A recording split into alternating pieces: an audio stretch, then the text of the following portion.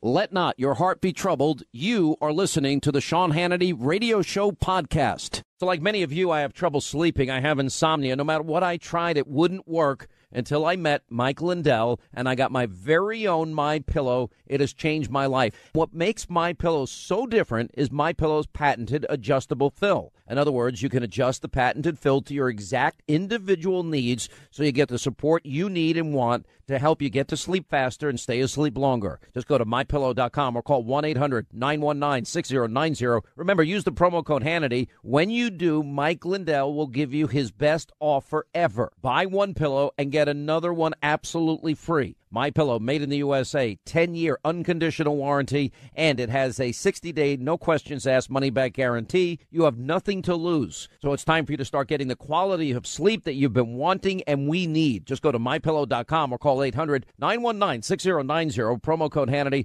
Take advantage of Mike's special 2-for-1 offer. MyPillow.com, promo code Hannity. All right, glad you're with us. Write down our toll-free telephone number. You want to be a part of this extravaganza, 800-941-SEAN, if you want to be a part of the program. All right, we got so much happening. Jim Jordan, who took on yesterday the Attorney General Jeff Sessions, he will join us. I can't believe I'm actually starting the program with some good news for once today because, you know, I've just come to realize there is absolutely nothing that is going to stop the furious pace that is this news cycle in America today. It's absolute insanity. It's just, I've never seen anything like it. I've been in radio 30 years. I'm now in my 23rd year at Fox, and it's just fast and furious, and it just never seems to stop. Now, I want to talk about a lot of different things today. Now, we do have Congressman Jim Jordan on the program. Also have legal analyst Greg Jarrett is going to join us in the program today. You know, there's so much legally at stake as it relates to Hillary Clinton and Fusion Fusion GPS, and then we've got an update on Debbie Wasserman Schultz, but also Uranium One, and then, of course, the email server scandal that has never been, we've never gotten to the bottom of any of these things. So the good news today is the U.S. Senate today, that U.S. Senate that doesn't get a whole lot done. This is momentous. This is incredible. They're on the verge of realizing a long-sought goal for those of us that know and understand the number of career high-paying jobs that would be available to the forgotten men and women of this country that are in poverty, on food stamps, and out of the labor force, and that is all of the energy resources this country has. I've always been an all-of-the-above guy. You figure out a better way to for energy that is cleaner burning and more efficient, I'm all for it. But in the meantime, the lifeblood of capitalism in our economy is energy, oil, natural gas, coal. That's it. Nuclear energy, which we could do and do safely if we wanted to. But, because you got so much environmental input on all of these issues, you're not allowed to do the basic, simple, fundamental things that create jobs, high-paying jobs for people. Anyway, legislation now to open. This is a President Trump initiative, the Arctic National Wildlife Refuge to oil and gas exploration. We've actually gone there, taken videos of it, shown them on TV, and it's a wilderness. A vast wilderness. I actually talked about this in my first book, going back, 2000 and whatever, 2001 or so. I don't even, what, 2002. Anyway, so it's going to happen. Even Joe Manchin, a Democrat, he actually joined with GOP lawmakers. Well, he's from West Virginia. He's looking at his potential defeat, so I'm assuming politics played a part in that. Anyway, they passed it. The legislation, 13-10 vote. Manchin was the only Democrat to join Republicans in passing the bill, and it is a $1.1 billion budget reconciliation bill. Now heads to the full Senate for a vote. Clear sign that likely will happen. So we're going to watch all of that carefully. So a lot of you got annoyed with me last night, which, by the way, I knew would happen when I said, all of a sudden, Judge Roy Moore said there are two issues that concern me that I said he needed to address in 24 hours. And I said, otherwise, let me backtrack. Let me just say this. I have, in these 30 years in radio, and I have in my 23 years at Fox, this is not my first rodeo. Okay? This is not the first time in my life we have dealt with what we call October surprises. You know, what was the October surprise in 2016? That was the Access Hollywood tape. It was designed to be the, not to use a bad analogy, a kill shot to politically destroy Trump. That's what that was. And there was digging and digging and digging into everything Trump have ever said, every interview he ever did. And then they got raw footage. He doesn't know his mic's on. Locker room talk goes into the second debate. This broke, 2 days before that debate. There were people even debating whether or not he'd show up that night, I remember. And I thought by far that was his best debate, in my opinion. And yeah, I'm guilty. I said it. Locker room talk, it was just stupid. And that just totally diffused it. Now, if you listen to the experts were telling you, oh, he's done. That's it. He's finished. And by the way, mathematically, it's not a bad observation if a tape like that comes out on the eve of an election. What is an October surprise, though, supposed to be about? An October surprise is meant to manipulate the voting population on the at a close proximity to the actual election in the hopes it will tip the balance to the person that is sitting on the information or their associate that is sitting on the information. It happens almost every election cycle. And yeah, I'm hearing something in my ear back there.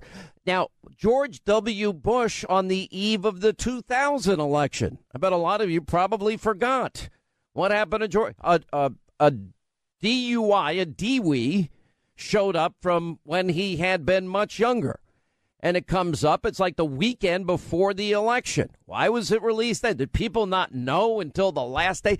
These elections now, you got to understand, Senate election, they go on for months and months and months. Presidential elections, we begin the process. We began it in March of 2015, for crying out loud. In terms of 17 candidates, rolling them out. We traveled around the country. So we've seen plenty of October surprises. It also happens. Look at the case of Clarence Thomas. That's a classic case. Clarence Thomas on the verge being a Supreme Court justice. And oops, last minute, here comes Anita Hill. And then, Democrats are giddy.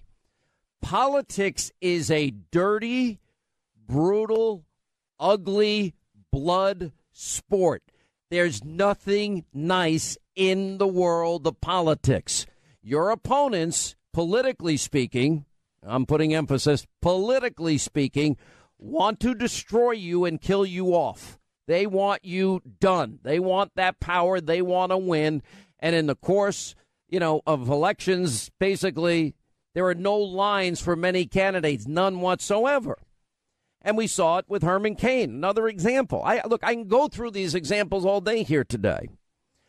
And so now we have, and I have an affinity for Alabama. Why? Because my first professional radio job was in Huntsville, Alabama. And I, as somebody that grew up in New York, do you ever see the movie My Cousin Vinny? You ever see that movie? It's hilarious. Buck Sexton is in the studio. Hey, Buck, how are you? You ever see My Cousin Vinny? All right, Joe Pesci. I'm in freaking Alabama, and then Marisa Tomei, posi traction, you spin it and you clay. You ever have that happen and one wheel spins and the other wheel doesn't? If both wheels spin, that's posi traction.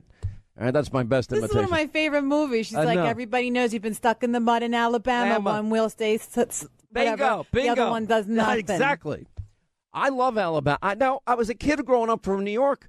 My accent was a shock to the people in Alabama, and it was almost Linda-like in terms of first of all, much worse. Coffee, much worse than yours. Yours is nothing. Coffee, talk radio, how you doing? First of all, so I'm down in Alabama. I love Alabama. I came to love that state. I know the people in that state. It was so different than where I grew up. Now they are hit with their own October surprise, in a sense. And that is these charges against Judge Roy Moore. And here's where we are with this. The charges are serious. There is nobody in this audience that would ever want to vote for at all somebody that in any way, shape, matter, or form, as a 32-year-old man, was responsible for groping and grabbing a 14-year-old girl. And if you knew that and you still wanted to vote for it, I'm sorry, that is just morally repugnant. And you hope somebody like that gets arrested because they're predators, it's evil, all the things that I have been saying. Then you got to balance that between all of false charges that are often made as October surprises. And that is now the people of Alabama, which I have faith in. I really do have faith in the people. This is real. This shouldn't be Mitch McConnell's decision or the Republican Party's decision. And what I said last night is when the Gloria Allred brings out an accuser that said that then in his 30s, Roy Moore, well, that's not the word, assaulted her, and when she was 16. And Roy Moore said that he had never met this woman. And then we see an entry in a yearbook. And I know everybody's been using the handwriting experts, et cetera, et cetera. I already know. So I said last night, I want answers. I said, the people of Alabama, the Republican Party that he represents, the country deserves answers. We have way too many problems. And I have felt that the answers have been inadequate. When the interview that I had, I felt up to that point. And when I first asked Roy Moore, I said, Roy, I said, would it have been your practice to date a 32 to date a girl 17 or 18 or in her late teens? Not my usual practice. That would not be. And then I'm like, what does that mean? That's not a no. And then I asked, okay, would you, not without the permission of her mother? And it creates in a lot of people's minds, including mine, confusion. Now, the third time I asked him, he did say, I said, unequivocally, can you tell me no? Now, some people aren't good at interviews. I'm not making excuses. I don't know the full truth here. I don't know. And anyway, so without giving away details, I have gotten an answer from the Roy Moore campaign on the questions that I had. And like everything else, the sad part about any late allegation against anybody, what if the person's innocent like the Duke lacrosse kids? What if? What if it's George Zimmerman? Everyone thought George Zimmerman guilty. What if he was proven innocent? In the trial, jury of his peers. What if in the case of, and I mentioned so many examples, this can happen? So unfortunately for the people of Alabama, they're now going to have to listen to these answers. I was told that explanations are coming today. And at the end of the day, my thoughts are these. It doesn't matter what the media says. It doesn't matter what Mitch McConnell says. Who cares what Mitch McConnell? He's tried to influence the people of Alabama the whole time in this election. And I just have faith in the people of Alabama. They're the ones that will and should decide. Not Sean Hannity in a studio in New York. And what I try to do is give you information that you can make an informed best decision. And they're going to give you that explanation will come out publicly today, and it's going to be up to the people of Alabama, which is the right thing to do, or the people of any state. And at the end of the day, and then we won't see it. We won't do it. Well, you'll have to deal with it at the time. But I have gotten an answer, and the answer is they will address this today. All right, 800-941-SEAN. But at the end of the day, I love the people of Alabama. And I trust the people of Alabama. And you know what? If they decide this is the person they want, they believe this or they don't believe it. I don't know if there'll be any more evidence, any more allegations. Nobody knows. Who knows with these things? Hey, you know how I love hearing great American success stories and sharing them all with you. Well, our favorite T-shirt, underwear, sock company, Tommy John, well, that's one of them. Now, Tom Patterson grew up in a small town in South Dakota. After college, he had a successful career. He was selling medical devices on the West Coast. But he quickly became fed up with the way his undershirt kept coming untucked. So despite having zero background in men's fashion whatsoever, Tom sketched up some designs for smarter undergarments. Now, starting out of his apartment and growing Tommy John to the globally recognized company it is today, well, Tom did the American dream. Now, of course, they're super soft. They're undershirts. Guess what? They never come untucked. Plus, all of Tommy John underwear is backed by the best pair you'll ever wear, guarantee, or it's free. Go to TommyJohn.com/Hannity for 20% off your first order. TommyJohn.com/Hannity. You get 20% off your first order. TommyJohn.com/Hannity, 20% off. That's TommyJohn.com/Hannity. So in light of all of this, let me tell you, there's a couple of stories today. One is a female congressional staffers say that Capitol Hill has a creep list. Wow. But I want to say, I got a tape I'm going to play you at the bottom of this half hour, right after the news. You know, and why do so many men get the idea that they could get away with sexual harassment, sexual assault, or worse? Where did this all begin in our lifetime? You know, the actual John Podhoretz, not exactly my biggest fan, points the finger at the world's most famous sexual predator, who indulged in everything from indecent exposure, Paula Jones, to the Oval Office, Monica Lewinsky, and then the allegations by Juanita Broderick of rape. And thanks to, all his adoring liberal fans, well, guess what? Many of them female. Bill Clinton got away with all of it. Now this is a time of reckoning, and now most people are beginning to say, wow, all these Democrats that stand in their sanctimony, self-righteousness, et cetera, how many of them defended? Wait till you hear what I'm going to play at the bottom of the hour. And that is the New York Times published an op-ed this week. I believe Juanita, thus accepting the most incentive. He was charged with rape. That was in the New York Times this week. Now, this one was not about propositioning. This was not about, dropping his pants or having affairs with Jennifer Flowers or consensual sex or groping, grabbing, fondling, kissing against her will, Kathleen Willey, although that was close. New York Times, Michelle Goldberg said she believed Juanita Broderick, who said that Clinton violently raped her in 1978. This was in the New York Times. And it was painful, she acknowledged, to bring these matters up because she didn't want it to appear that she'd somehow surrendered to a right-wing lynch mob. Wait till you hear the tapes we've got. And when you put it through the prism of what we discuss every day, it's going to be enlightening to you. That's next. All right, 25 till the top of the hour. The president takes some questions. We'll probably dip in and out of that in a second here. So here you have now the New York Times publishing an op-ed, I believe Juanita.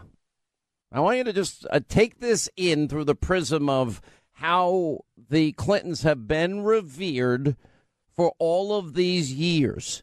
And I brought some of this up yesterday, how they have been defended all of these years. You can go back to the National Enquirer when Jennifer Flowers talked about the affair that they had. By the way, he eventually admitted that, it was only one time, under oath in the Monica Lewinsky case. But for the interim period, all those years, they referred to her as a liar. That's what they did with Jennifer Flowers. And then, of course, you have the case of Paula Jones. Paula Jones was paid out a massive sum of money. He lost his law license as a result, and he was impeached as a result against all of the Democrats that all surrounded the wagons and defended Bill Clinton on the issue of Monica Lewinsky. Okay, you could say it was consensual. Is that not a position of power? She's an intern, 20 whatever years old. Is that not similar to what we're talking about today? In that sense, the question I'm asking Roy Moore about, and I'm not listening. I am making a point about a double standard. And how did we get here? And can you thank Bill Clinton for the fact that, people thought they can get away with sexual harassment as long as you have the right political point of view? This is a watershed moment. I've got to give the New York Times some credit, although I got to say also a little late to the game. But anyway, it is, when you go on to read this, the Times' Michelle Goldberg said she believed Juanita. Juanita Broderick claimed that she was raped by Bill Clinton. And I was the second interview of Juanita Broderick. And this one was not about Clinton propositioning women. This was not Jennifer Flowers, a consensual relationship. This was not, as we are told, Monica Lewinsky. In the case of Paula Jones, he had dropped his pants and said, whatever, in front of somebody. I mean, we're all creeped out by Louis C.K. That's what we're talking about here, exposing oneself to a woman. So it was painful. She said, well, she didn't want to surrender to the right-wing lynch mob. I guess she's admitting that conservatives, I don't call conservatives right-wing lynch mobs, that they told the truth. And what's more is Goldberg said that liberals were right to be skeptical of women's claims against Clinton during his presidency due to the right-wing campaign to delegitimize him. In this environment, it would have been absurd to take accusations of assault and harassment made against Clinton at face value. These women withstood more smears, more slander, more besmirchment, more character assassination, and in many ways, they took more than anybody that I've ever said. Now, in that sense, for them to speak up and go through what they went through, and it was done by Clinton's team. It was done by all of those around him. He was enabled by Hillary Clinton himself. And I'm not even talking about Hillary Clinton taking money from countries that abuse women, practice Sharia, kill gays and lesbians, people that persecute Christians and Jews. Anyway, so she said she cannot keep herself from seeing the truth that was evidenced during the Clinton presidency to anyone with eyes to see. Bill Clinton was a sexual reprobate whose ascension to the Democratic nomination after the revelation of his relationship with Jennifer Flowers during the primaries was a hinge moment in American history. No one before him would have survived it. He did by denying it hotly. Was saved by the flames of all this by Hillary Clinton. And she sat there on 60 Minutes, supported him, even as she said she wasn't the type of woman who'd just stand by her man. Remember that infamous interview? 1998, when the news of the liaison with Lewinsky became public, she did it again. They did it again. Bill said he didn't have sexual relations with that woman. That woman, Monica Lewinsky. I'm going to get back to your job with the American people. He went on, Hillary goes on the Today Show and talks about a vast right-wing conspiracy. Now, in that sense, how does this impact where we are today? Now, I do think people can make charges later. I've said that since day one with this issue of Roy Moore.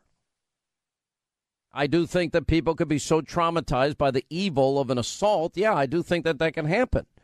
I've said from the beginning that I only want the truth. And I guess, if, and this is where these October surprises I was talking about become so difficult for everybody. You have a story, the Daily Caller, in January of 2013.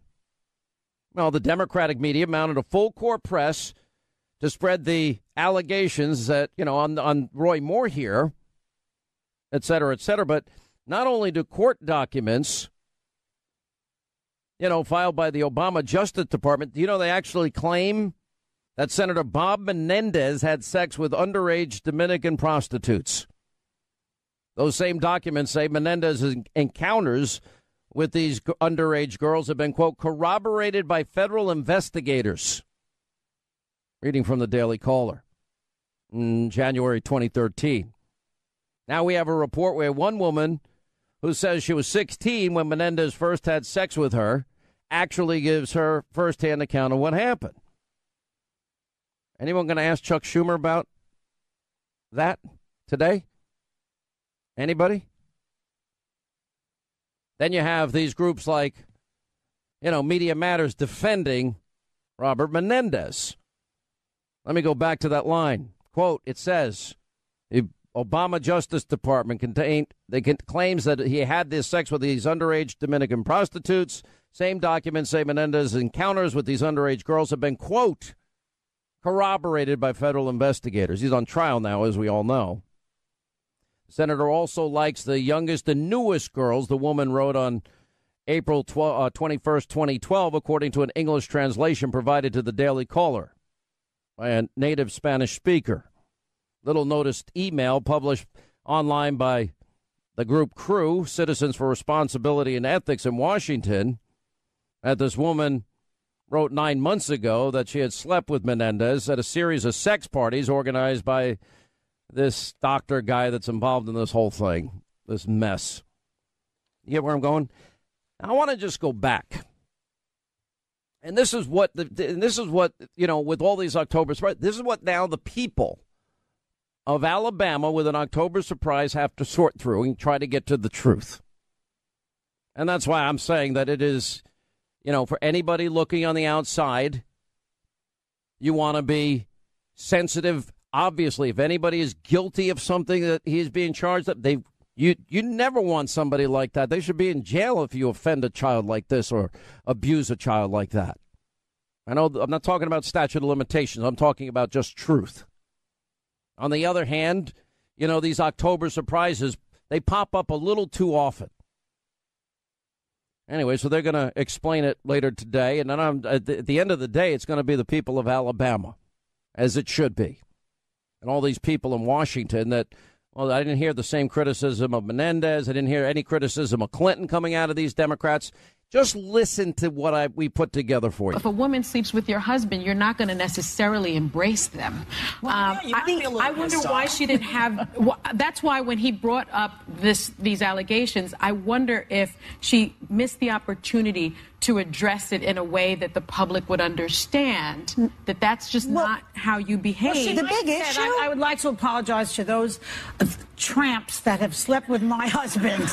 Maybe she could have said that. Her husband's affair or affairs, alleged affairs. He's going right for the jugular when it comes to Hillary Clinton and going after Bill Clinton and alleged misconduct with women. Last night, Trump fired a shot squarely at Clinton's husband, former President Bill Clinton. In one case, it's about exposure. In another case, it's about groping and fondling and touching against a woman's will. And rape. And rape. Donald Trump using that word unprompted during an interview last night with Fox News' Sean Hannity, bringing up a discredited and long-denied accusation against former President Bill Clinton, dating back to 1978 when he was Arkansas Attorney General. I'm not going to let you all continue to say that she allowed him to wait. No, she didn't. How did she facilitate it? She wasn't. No. Because it's not that. That's rape culture. Kelly, you're blaming someone who succumbed to someone committing adultery on her. We're Christians, so let's talk about what that is. She was accused of facilitating it last night, and she was definitely silent. You're wrong. She did not deny it. But you know why? Because it's effing ridiculous, dude. It's so ridiculous. That's crazy. All you have to do is. Do you think Donald Trump used you as a political prop today? No. You don't think he was there to scare Hillary Clinton? Their presence at the debate seen as a political stunt and distraction by top Clinton campaign officials. Do you worry you're being used as a distraction by Donald Trump to change the conversation? No. Why not? The rape accusation is decades old and discredited. They were referring to a trio of women who say Bill Clinton made unwanted sexual advances in the 80s and 90s. Mr. Clinton denies it. Two of the cases were plagued by factual discrepancies. The issue of Bill Clinton's past is that fair game, and it would be if he were running for president, but he isn't. Hillary Clinton is running for president. But he's a chief surrogate for her. So what do you do now that Trump has opened this up?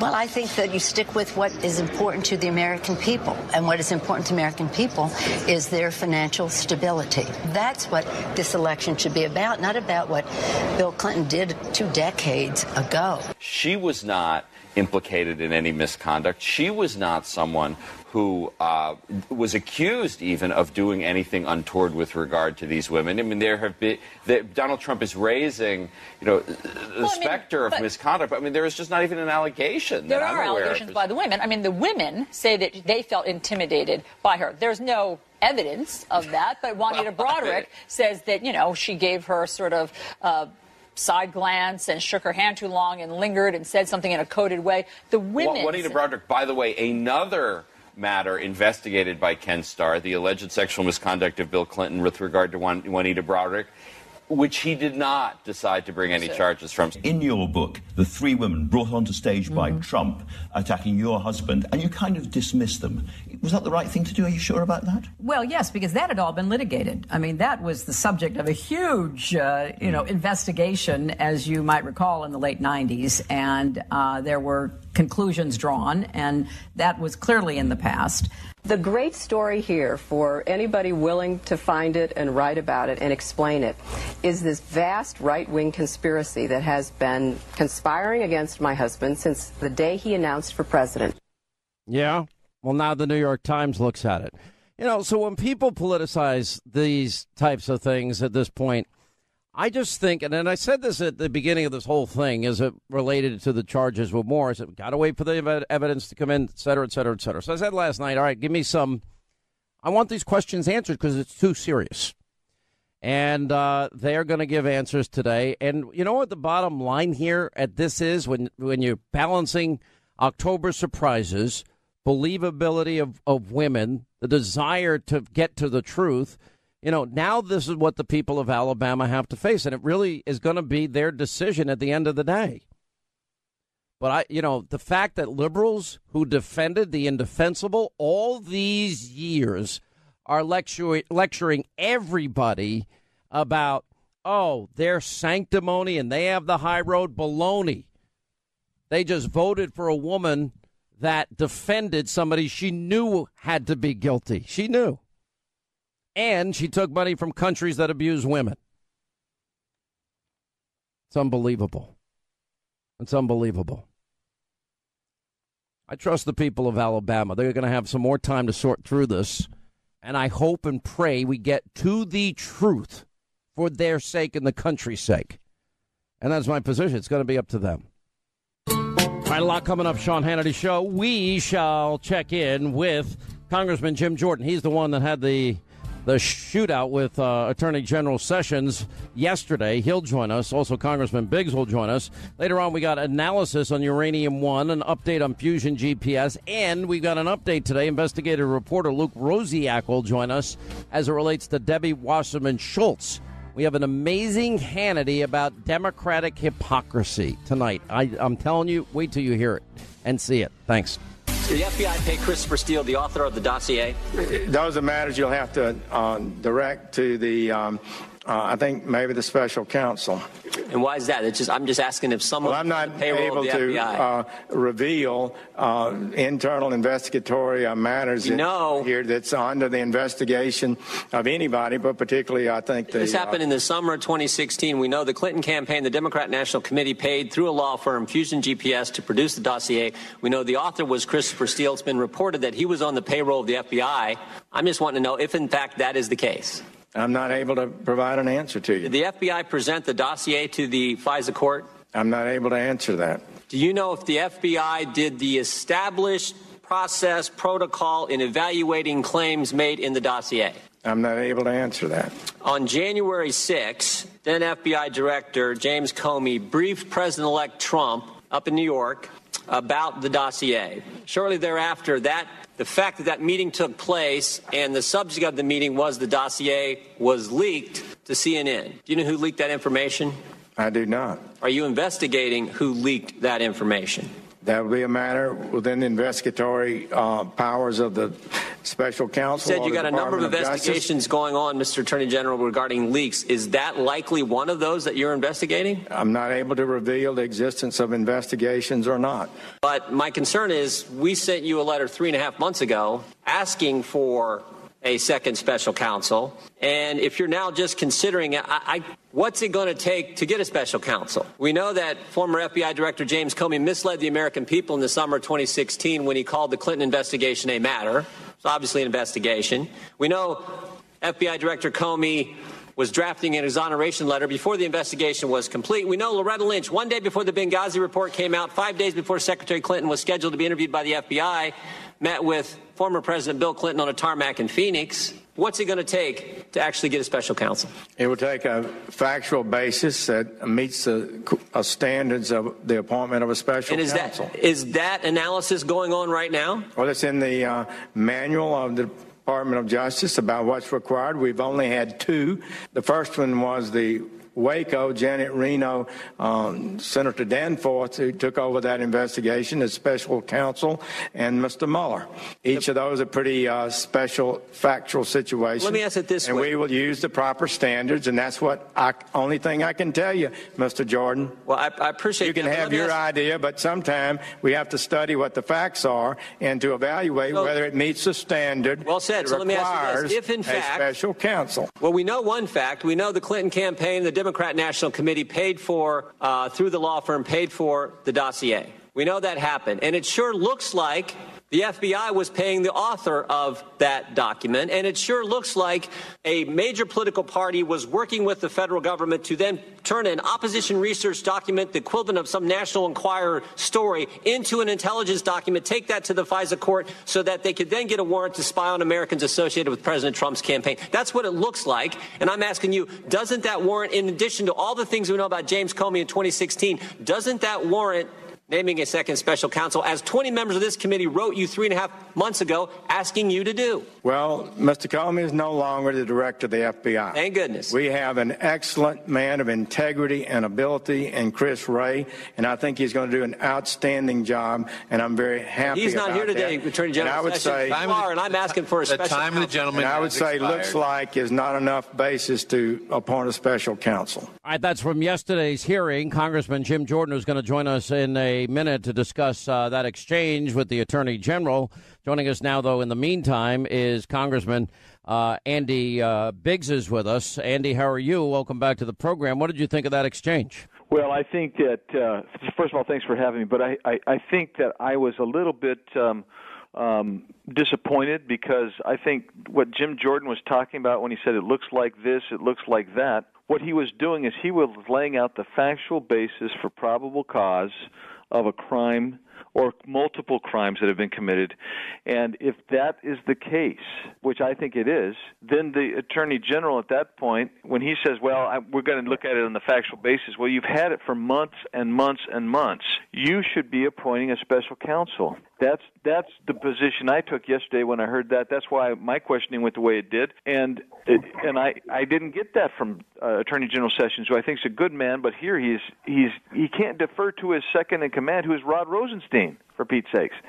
He can't do that. He has got to make the tough decision. That tough decision is we need a special counsel to investigate this whole series, this litany of corruption. And what I've said is the scandal of our time. He needs to appoint someone. Oh, listen, I think so too. But I'm also being told, and I'm kind of getting very strong feedback that, in fact, there is an ongoing investigation, that he never recused himself from Uranium One or the whole issue as it involves Fusion GPS. And he was asked specifically yesterday by John Conyers, about the issue of whether he's recused himself of the investigations involving Hillary. He said he couldn't answer that. He said he didn't recall talking about George Papadopoulos, by the way. He said he can't answer if recusal impacts investigation into Fusion GPS or Uranium One. The man that was questioning him in a tough way yesterday is Jim Jordan of Ohio, Freedom Caucus, of course. How are you, sir? I'm doing fine, Sean. Good to be with you. All right, let's talk about what did you think of those answers? Well, I mean, I think maybe the most telling part was when Matt Gaetz asked him a few questions. Two in particular, he said, "Are you recused from the Uranium One issue?" And he said no. And then later in the questioning, later in that 5 minutes, he was asked the same question. He says, "I don't know." So that's the point. We don't know what Jeff Sessions is recused from, what he isn't. We do know Bob Mueller is inherently compromised on the Uranium One issue. So I would prefer we didn't have to name a special counsel, but I don't see how you can avoid it. The logic says if the Attorney General doesn't know what he's recused from or what he isn't, and if Bob Mueller is inherently compromised, we're not going to get the answers to all those things Andy just talked about unless we have a special counsel. And if it's someone with inside the department, right now no one will believe what those investigations produce because, oh, did Jeff Sessions appoint this guy? Or was it a career person? So the only way to get this done, and I think done in a way that Americans will accept the verdict or accept the findings of the investigation, is to have a special counsel. Well, I agree with you on the special counsel. I've been calling for it for a long time. What if it does turn out? I mean, you know, here's the difficulty when you interview Jeff Sessions. I mean, okay, he said, and then he clarified his remarks, as you know, after the exchange that he had with you,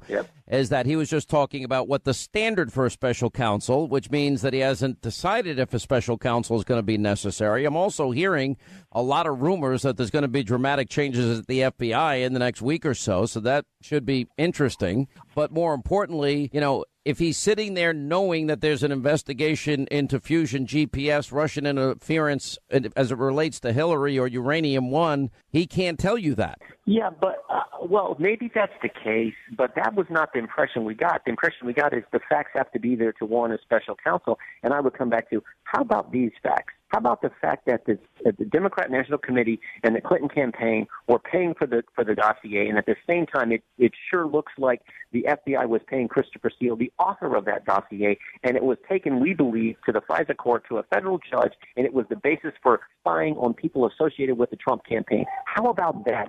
If that's not a fact pattern, everything points to that took place. We don't know for certain, but it sure looks like that's what happened. If that's not factual enough information to say we have to look at this and it requires a special counsel, I do not know what does. I do not know what does. And that's what we were trying to get at yesterday. It's what Andy was trying to get at, Mr. DeSantis, and all of us who have called for this. Yeah, well, I agree on so many fronts, but so much has happened. So much has, gone on. And every time the Clintons skate, Congressman Jordan, every time. I don't think, at this point in time, here we've spent a year investigating Trump-Russia collusion. Now we know Hillary and the DNC funded this phony dossier full of Russian lies and propaganda and salacious, misinformation to influence our election. And then she says, well, there's a difference between op research and collusion. Meanwhile, that's the very thing they were accusing, Donald Trump of. And yet we don't see the investigation on the other side. And people like me and obviously you are getting frustrated. No kidding. You said it best, Sean. You said this last night on your show. You said it there, too. They were doing the very thing that they're accusing us of. And frankly, that shouldn't surprise us. This is how the left operates. So, again, all the more reason why we need someone from the outside that everyone respects who can come in here and objectively investigate. We're going to continue to investigate in Congress. We're going to do everything we can to uncover everything. But we need a special counsel. That's obvious. Let's make it happen. Let's move on. Yeah. All right. And let me go to you, Congressman Biggs. Congress has to get a response when they ask for a special counsel. Isn't that the standard operating procedure? Yeah, that would be normal. That's right. Okay. They either say yes or no. All right, so 3.5 months ago, the first request went in. Yeah. Okay, and now you get these answers yesterday, which is, well, I can't talk about if there's an investigation. I'm not sure this rises to the standard of a special counsel. There's certain criteria that it's got to meet. Mm-hmm. What's your reaction to that answer? Well, I think it's inadequate. I mean, and you couple that, Sean, with the fact that the day before the hearing, we got a letter from the Attorney General saying that, well, we'll consider it. That's pretty weak. And then when he talks about who's going to be involved in considering it, he's referring to Rod Rosenstein.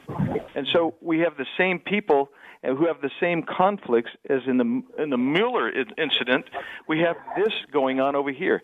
It's in my opinion, it's woefully inadequate. Yeah, well, I mean, it's really this simple. We know Hillary mishandled classified information. We know that information was picked up by 5 foreign entities and intelligence agencies. Then we know that she destroyed classified top secret special access information.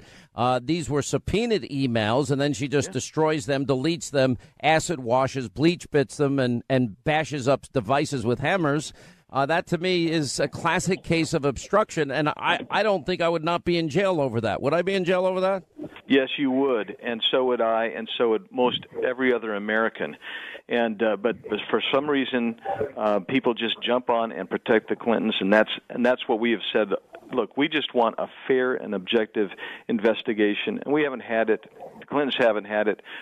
Evidence keeps coming out. We've adduced all kinds of evidence indicating both obstruction on the part of Hillary Clinton and the election collusion everybody's talking about with Russia. It turns out it's with these guys, the DNC and Hillary Clinton's campaign, and we want that to be investigated. That isn't too much to ask in a free society that honors and reveres the rule of law, I don't think. All right. Now let me ask about James Comey in particular. I mean, and Robert Mueller, Jim Jordan. Robert Mueller was the FBI director in 2009. He knew that Vladimir Putin was trying to get a foothold into the uranium market in America. We know that his agents in America were involved in bribery, kickbacks, money laundering, extortion, and other racketeering crimes. And they knew in 2009. And we have an informant that was on the inside, asked by the FBI to stay there. So we have firsthand account. We have documents, emails, and tapes. And with all of that information acquired, knowing this is happening, why would anybody sign off on giving away 20% of our uranium when we don't have enough uranium in the country? We have to import it anyway. Well, exactly right, Sean. It's been also reported that he didn't share that knowledge you just went through with he didn't share it with Congress. He didn't share it with the American people. But probably most importantly, it's been reported that it was not shared with the committee, this Committee on Foreign Investment in the United States, made up of folks from federal agencies, several federal agencies. He didn't share that information with them. You got an informant giving you all this kind of information at a time when there's this Uranium One deal that's moving forward, and there's a committee who decides whether the deal happens or not, and you don't share the information with them. Why didn't you share that information? And now we have an informant who gave him all this was put under a gag order. Again, how can Robert Mueller, that special counsel, look into that situation? He was part of the whole deal, part of the investigation at the time. So again, just underscoring why we need a separate special counsel to look at that issue in conjunction with everything else involving Mr. Comey. All right, we'll take a break. We'll come back more with Congressman Andy Biggs and Jim Jordan. Oh, take it this way. Well, back in 2010, yes, your federal government took over the student loan industry. Well, guess what happens? Wouldn't you know it? Student loan debt explodes. In fact, there's over 44.2 million Americans today that have student loans, and it totals over $1.3 trillion. To tell you how big this is, as we continue, Congressman Jim Jordan is with us. Congressman Andy Biggs is with us. You know, as it relates to Mueller, let me just dig a little bit deeper into all of this. If he's involved himself in knowing all of this about, Putin and Russia and their desire to get a hold of uranium, and he didn't do anything about it, and might himself, if there ever is an investigation, have to answer questions himself, does that warrant a recusal of him in any way, shape, or form, Congressman Andy Biggs? Yes, it does, Sean. In fact, the federal statutes are very explicit that you cannot conduct an investigation if you're either the subject of the investigation, which Mr. Mueller would be, or if you're a witness in the investigated issue, which he would be, or if you're affiliated or related to anybody that would be there, which he would be because it was his agency that he was overseeing. So yeah, he has a conflict in bright neon lights. And so yesterday when I asked Attorney General Sessions, do you even have a formal system to evaluate conflicts of interest? He said, no, there is not one in the Department of Justice. And I said, well, how do we determine then? Who determines it? He says, the individual attorney. So are you telling me that Mr. Mueller, it's all up to Mr. Mueller to determine whether he has a conflict of interest? That's a problem. That's a real problem. And that isn't the way it's done in private practice, I can tell you that. So I was very disappointed by that. All right, guys, I got to let you both go. I appreciate it. Jim Jordan and Andy Biggs. 800-941-SEAN is a toll-free telephone number. You want to be a part of the program. What are you doing to find out how the Russian takeover of the American uranium was allowed to occur despite criminal conduct by the Russian company that the Obama administration approved to make the purchase? Mr. Chairman, we will hear your concerns. The Department of Justice will take such actions as is appropriate, I know. And I would would offer that some people have gone to jail in that transaction already, but the article talks about other issues. So without confirming or denying the existence of any particular investigation, I would say I hear your concerns and they will be reviewed. I think I know why you're probably reluctant to go into some detail on that, but I would like to remind you that Deputy Attorney Rosenstein directly supervised the criminal case when he was U.S. Attorney in Maryland. I don't think it would be proper for him to supervise a review of his own conduct, do you? It would be his decision. He's a man of integrity and ability. If he feels that he has a inability to proceed with any investigation, it would be his responsibility to make that determination and should consult, as I told you I would, and as I have done, with the senior ethics people at the department. Reports suggest that the Clinton Foundation received millions of dollars from interested parties in the transaction. Bill Clinton received $500,000 for a speech in Moscow, June 2010, from the Russian government-aligned bank. The same month as the speech, Russia began the uranium acquisition process. This fact pattern raises serious concerns about improper political influence by the Clintons during the Obama administration. Has the Justice Department fully investigated whether the Russians compromised the Obama administration's decisions to smooth the way for transactions? And if not, why not?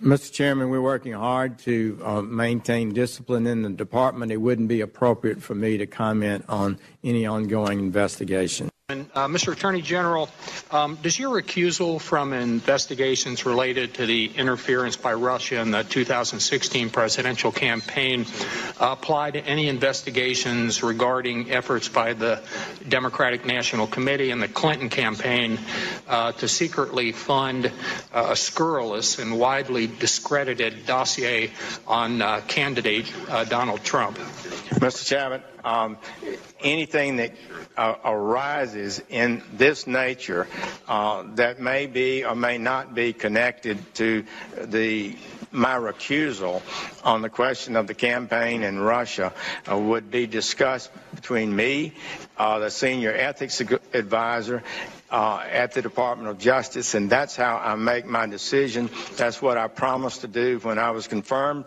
before the Senate Judiciary Committee, and that's what I will do. And I'm unable to provide information to you as to what decision has been made in this matter. All right, 24 now till the top of the hour. That, of course, Jeff Sessions back in October with Senator Grassley, and that was him yesterday talking about whether or not recusal took place, among other things. The question is, what is the Attorney General doing? My sources have told me that he has not recused himself from issues like Uranium One, and investigations are ongoing. Joining us now is Fox News legal analyst Greg Jarrett. Greg, welcome back to the program. Look, we heard his answer, the exchange yesterday with Jim Jordan, the congressman from Ohio, and it was pretty testy, and that was on the issue of a special counsel. On the issue of whether or not there's investigation, that's a whole different issue because he wouldn't be able to comment on an investigation taking place. My interpretation, that also includes sources of mine, makes me conclude that there has been and is an investigation ongoing. Well, I think your sources are correct. And indeed, on Monday evening, just before his Tuesday testimony, he did finally, belatedly, 3.5 months later, respond to the House Judiciary Committee's request for special counsel. And he said that he had directed senior federal prosecutors to evaluate whether there's a special counsel needed. So he's dancing on a very fine line here between his confirmation recusal and actually being involved in the decision-making and overseeing an investigation. But I think there is one. It's pretty clear there is one. And he may be relying on those senior federal prosecutors to make a decision for him as to whether a special counsel is needed. You know, as you and I have talked about, it's a no-brainer. There is a plethora of compelling evidence that Hillary Clinton appears to have used her office to confer a benefit to the Russian government in exchange for money, and that would be, bribery, mail fraud, wire fraud, and probably racketeering. Let's go through the specifics, because one of the things that I love when you do your columns is you take the evidence of what we're looking at and the things that we know and the facts that we know, and then you sort of marry it together with whatever the laws that would be applicable in that case happen to be. Let's stay on Uranium One for a minute. I guess if we start at the beginning, now we know that there was an FBI informant that had infiltrated this network that clearly Vladimir Putin had set up in America to get a foothold in the uranium market. And that's where the FBI informant discovered bribery and kickbacks and extortion and money laundering and a bunch of other racketeering issues. That was in 2009. Robert Mueller was the FBI director. Eric Holder was the attorney general. This guy stayed in there at the request of the FBI for 4+ years. He accumulates his own eyewitness testimony because he's on the inside. He has documents, he has emails, and he has tape recordings, we're told. And so all of this now is going to come out because he's been under a gag order. Walk us through how we would ever sell or allow anyone to have any control over 20% of our uranium, knowing these are Vladimir Putin actors that are involved in this effort to do it. Why would we ever do that? Well, there's two answers to that: stupidity and corruption. Stupidity would be on the part of President Obama and the Obama administration to think that it was a good idea to sell the fundamental elements of nuclear bombs to your enemy, which already has 1,200 strategic nuclear missiles aimed at the United States. So, I mean, that's just plain dumb. But it's the whole kumbaya President Obama method of dealing, with foreign adversaries. The corruption part would be Hillary Clinton's involvement, pay-to-play scheme, which, as I mentioned, violates all kinds of anti-corruption statutes. But it also involves the cover-up to which you just alluded. You're talking about 3 or 4 people who knew about this within law enforcement: Robert Mueller, Rod Rosenstein, Andrew Weissman, and they never told Congress what they knew, that they knew of the illegality by the Russians to secure the deal. They had a legal duty to tell Congress. Congress, had they known, would have stopped it. And I'm not sure they told all the members of the CFIUS committee, even though Eric Holder sat on the committee, and he is the 4th person who knew. And yet they all hushed it up. That strikes me as a cover-up. It's clearly wrongful behavior, and that is one of the reasons why Mueller and Rosenstein and Weissman, all of whom are now involved in the Trump-Russia investigation, must recuse themselves. But it's not happening. No, because there's nobody to force them, although Paul Manafort's attorneys can file a motion, now that they have legal standing, having been indicted, to argue to the judge that Mueller's appointment was unlawful and therefore he ought to be removed and the indictment set aside. I wonder in the end, is that good or bad for everybody involved in this, considering that would probably be a reset and then we just start all over again? And who wants to put the country through this again? Well, you make a strong argument because so far it appears that there is no evidence that touches Donald Trump. Wasn't that what? I mean, that raises another question. I mean, you look at the Manafort indictment. What does that have to do with Trump-Russia collusion? Nothing. Zero. Nothing to do with Russia. No, it all deals with basically tax fraud and his businesses that predate his involvement with President Trump. So you're right about that, although, you do wonder about people like Papadopoulos, which nobody had ever really heard of. I'm not sure the president remembered that he sat on a council that met once.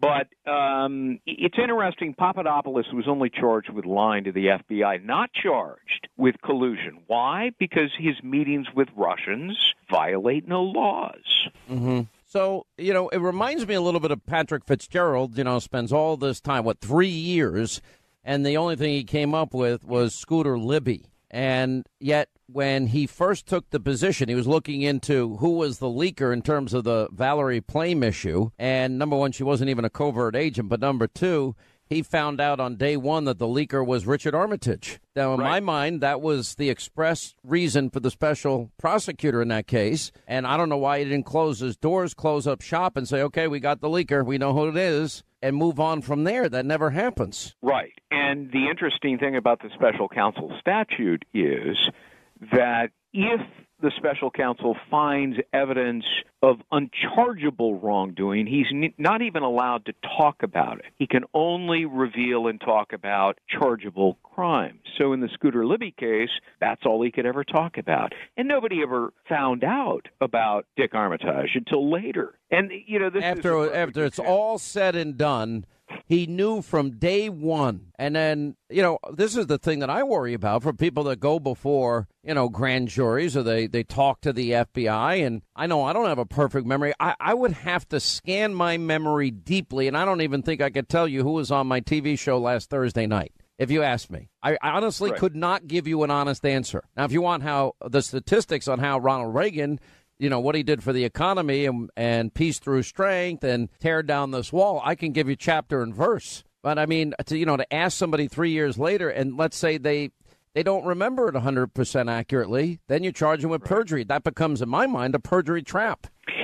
It is, and it's been abused by the federal government and especially the FBI. Look, if somebody's memory is different about a conversation than how the FBI interprets the conversation, that's not a crime. It never should be. And yet the FBI uses that all the time to either bring frivolous prosecutions or they do it to try to gain leverage to get somebody to flip.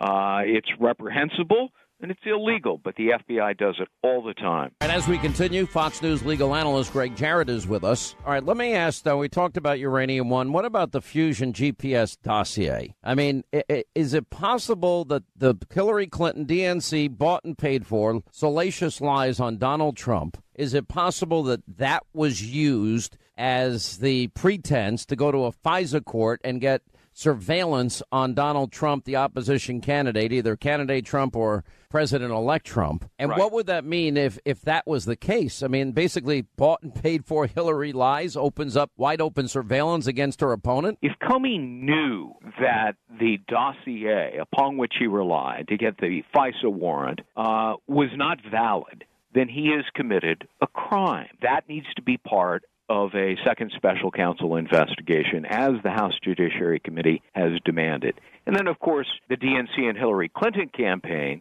paying money to a foreign national to gain this information in a political campaign, that's a violation of the Federal Election Campaign Act, and clearly they didn't account for it in their financial disclosure forms. That is also a crime. So the DNC and Hillary Clinton could be charged with two crimes there, not to mention Comey's alleged criminal activity. Where do we stand as it relates even to the email server scandal? Because, I mean, on all three, Uranium One, the Fusion GPS dossier, and on the email server scandal, you have identified multiple felonies. Would this be under the heading of one special counsel, two special counsels? Is there any way that is there any statute of limitations issues at this point? No, there are no statute of limitations that we're coming up against. And the House Judiciary Committee, when they sent their July 27th letter demanding the special counsel, laid it out pretty nicely. I reviewed it again last night. And insofar as the email scandal is concerned, the committee has asked that the special counsel reopen that case to determine whether Attorney General Loretta Lynch and FBI Director Comey obstructed justice in an effort to exonerate Clinton. And the exoneration letter that he penned 2 months before he ever interviewed her is damning evidence of that. All right, Greg Jarrett, Fox News legal analyst, thank you for being with us. We appreciate all your expertise on all this. We got a lot more to cover here. We are expecting momentarily Roy Moore, his attorney, I understand it, is going to be given a press conference. We'll find out what that is all about. I assume it's to address the issues involving what Gloria Allred, the fifth accuser, and we'll see what they have to say. And we'll also get to your calls. 800-941-SEAN is our number. We go to Alabama now, where Bill Armistead, he's the campaign chairman for Roy Moore, and Roy Moore's attorney are now just beginning a press conference. Go ahead. As you know, Judge Moore has been falsely accused of some things that he did not do 40 years ago. This is a campaign, so you can expect most anything to come out, but, we can't just stand by idly and let false charges go without some answering. We've had a lot of people tell us different things about some of these stories, and we're checking them all out. But one thing I can tell you is we do have some information that we're going to share with you today, and we know that you're going to share it with those folks that you're communicating with about some of these charges. I am Bill Armistead, chairman of the campaign for Judge Moore, and I want to introduce to you Philip Jareggi, who coincidentally was chairman of Judge Moore's campaign for Chief Justice back in 2000. That's right. He's an attorney, and he is representing us in this case, and I'd like now to turn this over to Mr. Jareggi, and he'll make some comments. Thank you, Bill. Thank you, Philip. Appreciate y'all being here today. This is very important. Of course, there have been some serious allegations, and we really appreciate the media and what you guys do to help get the word out and spread the truth. Just as an aside, I've known Judge Moore for 24 years. When these allegations came out within the last week, it was incredibly painful for him, for his wife, his mom, his daughter, grandchildren. In these types of cases, there's always someone who's alleging and the other person. And in those cases, when it's true, it's horrible for the person making the allegations. But when the allegations are made and it's not true, it's also horrible for the person who those allegations are directed against. Back in 2000, that Judge Moore asked me to be his campaign manager, campaign chairman, and it was one of the greatest honors and remains today and always will be one of the greatest honors of my life. During that time and afterwards, he asked me to be his attorney, and I was one of the attorneys that represented him in the Ten Commandments case. And as you know, there have been some other cases over the last 20 years. And I've traveled with Judge Moore all over the state, different states across the nation. I've been with him in probably over 100 different meetings and been around probably in excess of 10,000 different ladies in Judge Moore's presence. And not once, not one time have I ever seen him act even remotely inappropriate against any woman, toward any woman. Not when they were walking away, not when he and I were in private afterwards. That's the man that I know and that I've known for the last 24 years. Now, the allegations that have come out, I hope you understand, it takes time to work through this. We don't have a $20 million budget as a campaign. It takes time, and we want to be correct. We want to make sure that when we say something, it's proper, okay? So we're still working through some things, but there are some things that you need to know and that we want to make you aware of. During the press conference that Ms. Nelson and Gloria Allred had on Monday, they both said that Ms. Nelson, after the allegations, had never seen nor had any contact with Judge Moore.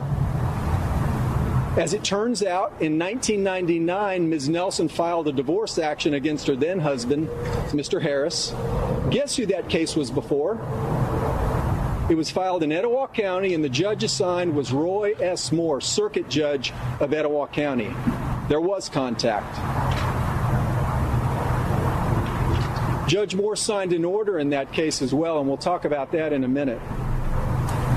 We've also had a handwriting expert looking at the evidence that was submitted. You may remember on Monday, Ms. Nelson and Ms. Allred, in support, really the only piece of evidence they had in addition to the allegations was a yearbook where they claimed that it had been signed. And they said very specifically, look back at what they said. Everything on that page they said was written by Judge Moore. Now, Judge Moore not only has denied everything she said before, but now flatly denies that. And he says it's not true. We have a handwriting expert, that's looking at those. But here's the problem. A handwriting expert can't look at a copy on the internet, right? They've got to look at an original. So right now, Trent Garman, our attorney, has sent a letter, or is sending a letter, to Gloria Allred demanding that the yearbook be released. We'll send it to a neutral custodian who'll keep chain of custody, and our professional expert will examine it, and we'll find out, is it genuine or is it a fraud? There are a couple things also that you need to know. I'm not going to go into everything that's on that paper because, again, we need to have our handwriting expert draw some conclusions. I'm not going to draw them today, and I'm not going to make any allegations that we can't support with an expert. There are a couple things that you need to look at. Look at the 1977 After Merry Christmas. Look at those two sevens. And then look below at the 77. And I want to ask you, do you think it was written by the same person? I want you to look at Old Hickory House, which they say Judge Moore wrote. Judge Moore says there's no way in the world that's his handwriting. And I want you to look at it. Look at some other writing of his and make your own determination. That's what our expert will be doing. But for now, I'm asking you all to take a look. Use your judgment. And then finally, after Judge Moore's signature, it has the initials capital D period, A period. Remember I told you about that 99 divorce action. Judge Moore looked at that DA after his signature, which they allege was because he was the district attorney. Well, he wasn't. He was the assistant district attorney. But Judge Moore says he can't ever remember ever signing his name with DA after it, but he had seen it before. You know where he had seen it? When he was on the bench, his assistant, whose initials are capital D period, A period, Delbert Adams, would stamp his signature on documents and then put capital D period, A period. That's exactly how the signature appears on the divorce decree that Judge Moore signed, dismissing the divorce action with Ms. Nelson. Knowing these things, I've got a question, Gloria Allred and Ms. Nelson. Do you still hold that everything written in that yearbook was written by Judge Moore, or was it written by somebody else? That's not an allegation, it's a question.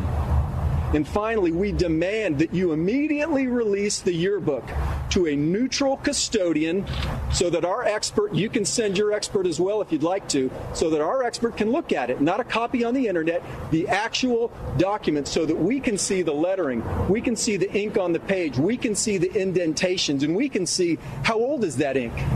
Is it 40 years old, or is it a week old? Release the yearbook so that we can determine, is it genuine or is it a fraud? Thank you very much. Mr. Jarecki, what do you say to the activist? I have some information I'll be happy to pass out to you guys. We have, first of all, you've probably seen a lot of this on the internet. Please step up to the mic. Thank you. You've probably seen a lot of this on the internet.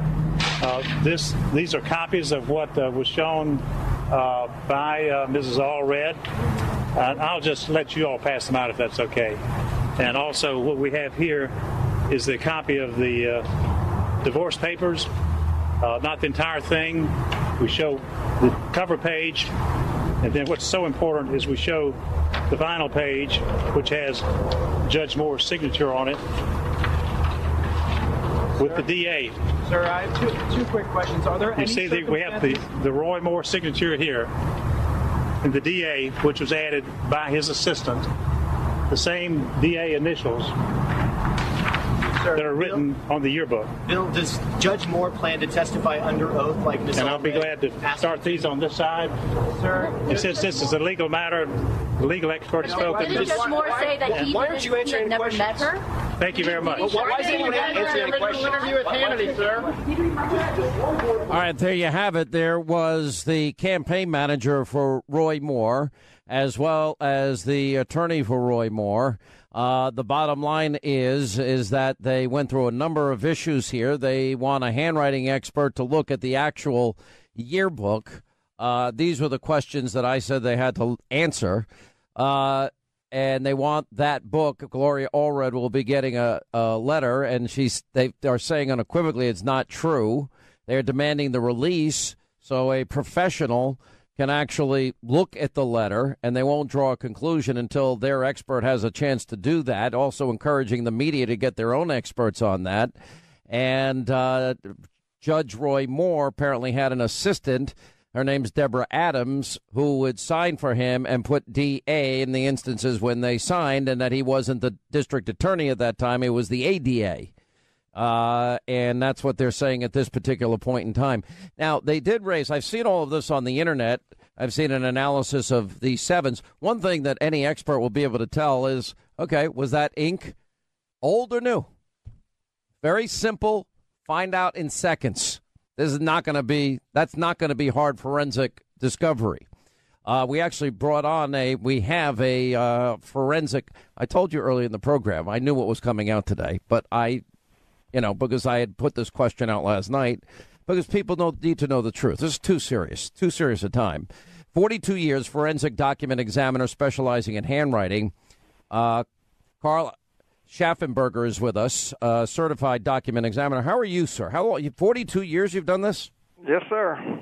Am I right in saying you'd be able to tell if the ink is new or old? Well, that's really a specialty. This industry is becoming very specialized, and there is the person we call the ink guy, and that's not something that I would do. I would send it to him, but yes, that's something that can be done. Okay, and is it done with a fair amount of accuracy? For example, would you know if it's in the range of 40 years ago or, say, recently? Yes. Okay. If the issue was this done today or last week, I don't believe he could do that. But when you're talking 40 years, yes, that's something that could be done. Okay, let's talk about the sevens that were referred to, the two different versions of 7-7 on the document. I assume you've seen it, at least on the Internet. Is that true? I've just seen it on TV. I haven't had a real good look at it. I look at them, and I've seen them on the Internet. This isn't what I do, obviously. Can there be variations where you would know with 100% certainty if it was a forgery or accurate?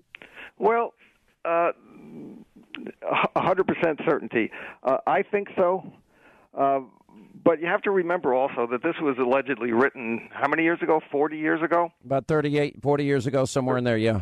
38 or 40 years ago. If I were to do this case, I would want contemporaneous standards. I wouldn't want to see his handwriting now. By the way, it was 1977, so it's 40 years. Right. I would want to see contemporaneous standards for his writing. I would want to see how he wrote then. A person's handwriting will evolve over time, and standards that he wrote today or samples of his handwriting from today may not be helpful.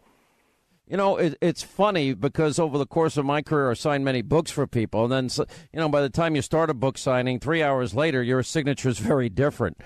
But the bottom line is you think that what they said today, is this something that you think that you'll get to, that experts and professionals will get to the truth and the bottom of? That's what I think the people of Alabama deserve and need the truth. Will they be able to get to the bottom of it based on what you just heard? I believe so. I think if the powers that be are cooperative and give whatever expert is dealing with this case what they need, I absolutely think they could get to the bottom of this. Yeah. All right. But by the way, 42 years. Wow. You must. Yeah. You must really be good at what you do. That's a long time. I think it's fascinating that you can. It's an art. It's a science, right? It's both an art and a science. Yes. Yeah. Well, Carl, thank you for taking the time. We really appreciate it. 800-941-SEAN is our toll-free telephone number if you want to be a part of the program. All right, as we roll along, Sean Hannity Show, 800-941-SEAN. All right, if you missed it. Now, one other thing, if you didn't see this press conference by the attorney for Roy Moore and his campaign manager, one thing they pointed out that Gloria Allred and her client, Ms. Nelson, at this particular time, after the allegations, she said she had never had or had any contact with Roy Moore. And, in fact, Roy Moore's people now claiming that, well, in fact, he was the judge and signed their divorce, a divorce that Ms. Nelson had sometime in 1999.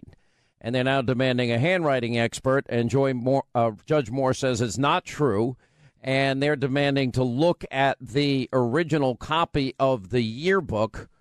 And this was the question I had yesterday. He said you never knew her, never met her, never. Okay, now there's two instances where there's contact. All right, so they address that. And now the second part, to me, this has now come down to simple science. Does anyone in there disagree? Because you're going to be able to tell, as we just had a forensic expert on handwriting, you're going to be able to tell if the ink is old or new. You're going to be, these handwriting experts, they are masterful. This guy, 42 years, and he's a forensic document examiner. This is what they do. Now, I look at it, and I've seen these things on the Internet. I'm looking, and I'm like, oh, I can see a little difference. What do I know? But they're going to be able to, as he said, he thinks it's 100% certainty that he is going to be able to ascertain the truth. And what did I say from day one? I said the people of Alabama deserve the truth. I said the people of Alabama deserve the truth. And ultimately now, this is all going to be in their hands. And, I will say one thing. It gets very arrogant for the people in Washington or people in their comfortable studios in New York to make a determination for the people of Alabama. But I have great faith. I live there. Love the people of Alabama.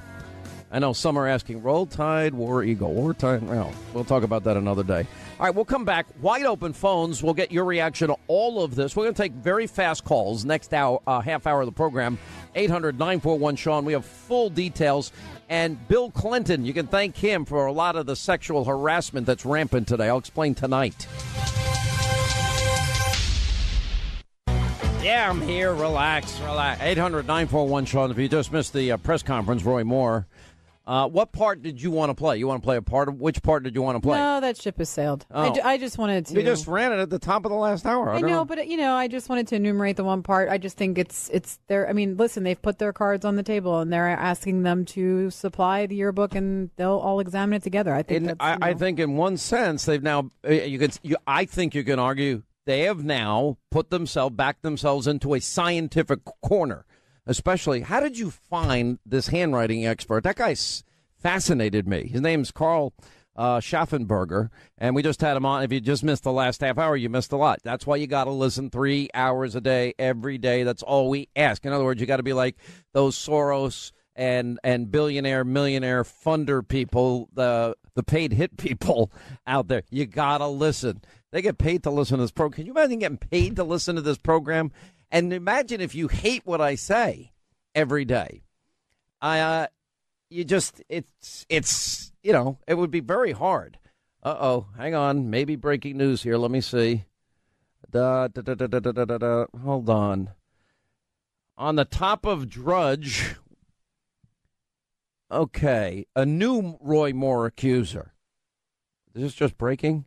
Gadsden woman says Roy Moore groped her while she was in his law office on legal business with her mother in 1991. Moore was married at the time. This literally just broke seconds ago. In the past week, Moore has been accused by 5 other women. We all know what the charges are. Anyway, she says that a woman's name, they put it, I'm not going to give her name, that in the fall of 91, she sat in the then law office of then attorney Roy Moore, gives the street address in Gadsden, Alabama. Her mother sat in the chair next to her. Moore sat behind his desk across from them, and she remembers she was wearing a black and white dress, and almost from the moment she walked in Moore's office, Moore began flirting with her. He kept commenting on my looks, telling me how pretty I was, how nice I looked. He was saying that my eyes were beautiful. It made her uncomfortable. I was thinking, can we hurry up and get out of here? And she says she was 28 years old, in a difficult marriage, headed towards divorce, unemployed. She was at the office to sign over custody of her 12-year-old son to her mother, with whom he'd been living, and her mother had hired Moore to handle the custody petition. All right, so that's what they're saying now. Hang on a second. Let me pick this up here. And the custody position. Anyway, so Johnson had 2 daughters at the time that were young with her then husband and her son, and said the son wanted to live with his grandmother. At that point during the meeting, she said Moore came around the desk, sat on the front of it, inches from her. He was so close, she said, that she could smell his breath. And according to Johnson, he asked questions about her young daughters, including what eye color they had, if they were as pretty as she was. She said that made her feel uncomfortable. Once the papers were signed, she and her mother got up to leave. After her mother walked through the door, she said Moore came up behind her. It was at that point she recalled he grabbed her buttocks. That's what it says. He didn't pinch it. He grabbed it. She was so surprised she didn't say anything. She didn't tell her mother. Okay, now that just broke a few minutes ago. All right, let's get to some phone calls here. Let's say hi to Sherry is in New Jersey. Sherry, hi, how are you? Glad you called. Hey, Sean, how are you? I'm good. How are you? All right, I just want to say thank you for all that you're doing with bringing out everything about the Clintons. It's fantastic. And that board that you had up last night was stunning and disgusting at the same time. I really appreciate it. Listen, I love this. They put these memes out on, what do you call those things, on Twitter, and the meme. It's just hilarious because you watch people that fill in this name and that name and this name and that. People are funny. People are so funny. I appreciate it, but you know what? We're going to have more on that tonight as well on Hannity, 9 Eastern, Fox News Channel. George is in New York, the all-new AM 710 WOR, the talk of New York, New Jersey, Long Island. What's up, George? How are you? I'm doing well, thank you, Sean. Just one comment about Judge Moore. If he steadfastly denies all these allegations, I think the simple recipe or remedy would be to take a lie detector test, and if he passes the thing, then he's passed the biggest test, the court of public opinion. I think it would be that simple. I know that's, look, there's mixed reviews on lie detector tests. But I actually think there's something to it, but it's just not 100% precise. I think if it was me, I probably would do it. That's what I would do. But I mean, I think now. Did you hear our forensic handwriting document examiner? He's an expert. Yes, I did. That to me is, he's now basically thrown it in the hands of science, and they've said this is probably what happened, and we don't think this happened then, and so on and so forth. And I think, in that sense, they just hand it over to the scientists, and if he's thinking he can get it done 100% certainty, then I say, if I'm Gloria Allred, and I would hand it right over. I'd let them absolutely have somebody that can monitor it, be with it the whole time so it can't be altered, and let it out there. Don't you think? I think that would be one remedy, but I think they've come a long way in polygraph detection as well. They have. And, they absolutely have.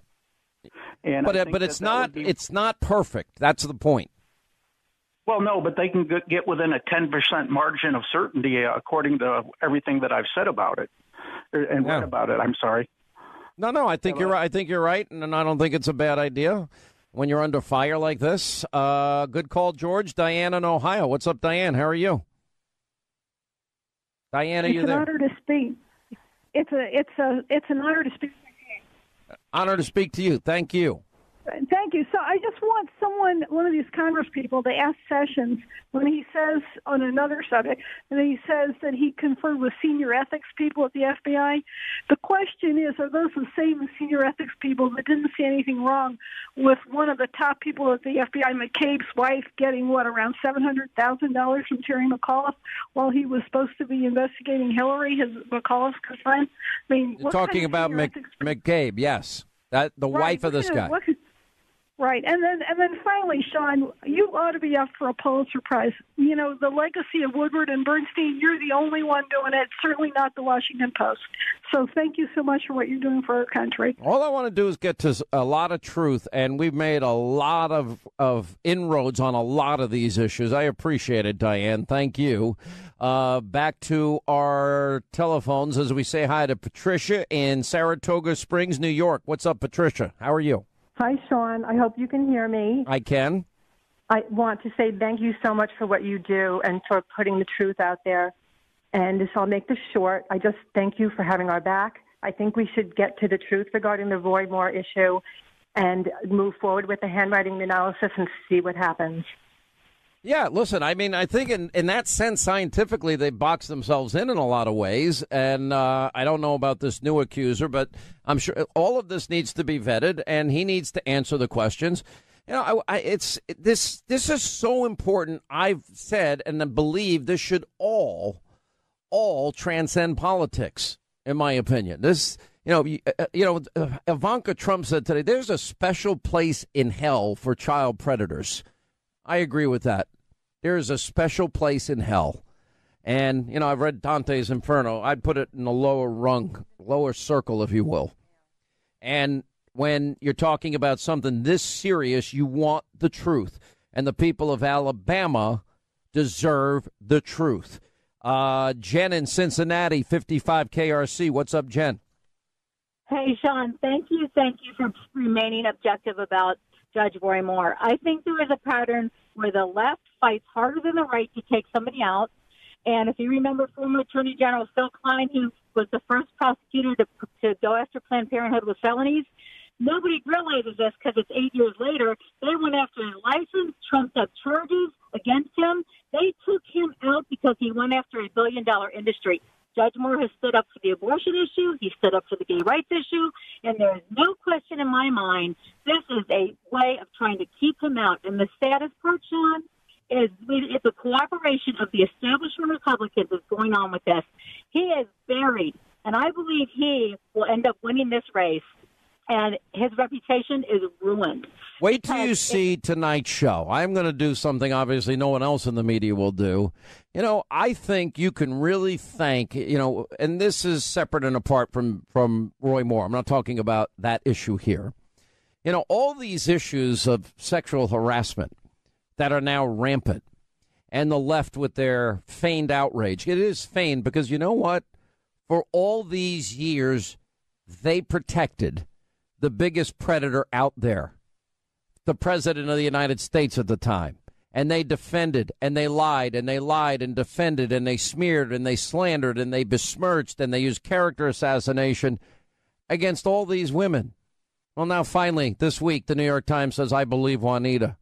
Okay, progress? A little late. And that's why, you know, people say to me, well, why did you ask for answers? Because the people of Alabama deserve answers.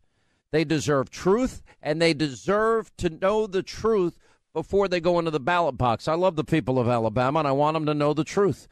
And, you know, one of the reasons these October surprises are so sinister, you know, all these last-minute, a DUI for George W. Bush the weekend before the 2000 election.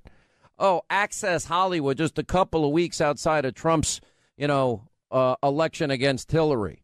Let's bring in, all of a sudden, Clarence Thomas is horrible. Don't forget the borking of Judge Robert Bork. You know, I've said I have a pattern, and I've been very, very, very consistent. And that is, you know, I wait, and before I rush to judge. I don't believe in rushing to judgment.